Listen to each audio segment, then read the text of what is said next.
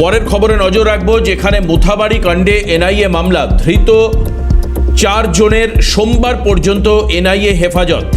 NIA সবেমাত্র এই মামলা তদন্ত শুরু করেছে, তদন্ত বর্তমানে অনেকটাই বাকি। সোমবার এই মামলার পরবর্তী শুনানি। এই মুহূর্তের বিশেষ খবর, এনআইএ সবেমাত্র এই মামলা শুরু করেছে।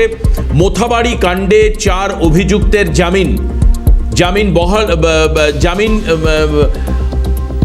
শুরু করেছে। তদন্ত বর্তমান অনেকটাই বাকি। সোমবার মামলার পরবর্তী শুনানি রয়েছে। মোথাবাড়ি কাণ্ডে এনআইএ মামলা, ধৃত 4 জনের সোমবার পর্যন্ত এনআইএ হেফাজত।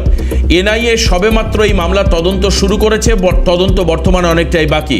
সোমবার এই মামলার পরবর্তী শুনানি। অদ্রিজা আমাদের প্রতিনিধি আমাদের সঙ্গে রয়েছেন। অদ্রিজা, তাহলে জামিন নাকচ করা হলো এবং সেই ক্ষেত্রে জামিনের আবেদন করা হয়েছিল কিনা তোমার থেকে জানবই 4 অভিযুক্তের, এবং সোমবার পর্যন্ত তাদের হেফাজত রাখার পেছনে আর কি কি কারণ বললেন আদালত?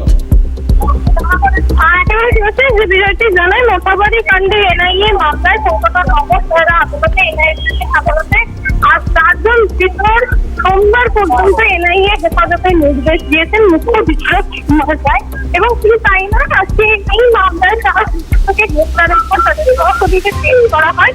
এবং এদিন এনআইএ আইনজীবী দেবায়ন সেন তিনি অভিযুক্তদের 3 দিনের এনআইএ হেফাজতের আবেদন জানিয়েছিলেন আদালতে।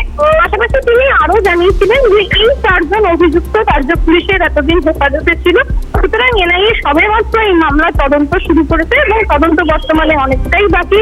এনআইএ বিশেষ আদালতের মুখ্য বিচারক সুকুমার রায়ের নির্দেশে 4 মে পর্যন্ত 4 জন ধৃতের এনআইএ হেফাজত হয় এবং সোমবার এই মামলার পরবর্তী শুনানি। এদিন কোনো অভিযুক্তের জামিনের আবেদন করা হয়নি, এমনটাই কিন্তু জানা যাচ্ছে। ধন্যবাদ অদ্রিজা।